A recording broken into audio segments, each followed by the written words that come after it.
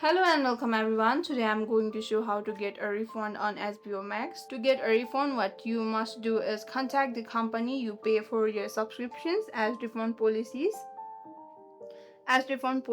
vary by billing provider.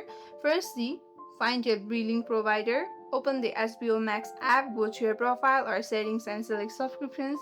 Secondly, what you can do is contact your provider directly through HBO or Warner Media. HBO generally has no refund policy for directly billed plans unless required by local law.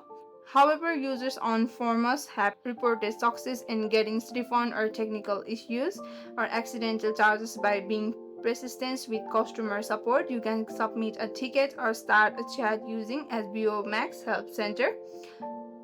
And Apple submit your request to Apple's request or refund page. Google Play request or refund via the Google Play refund policy. If you still have any questions, you can comment down below.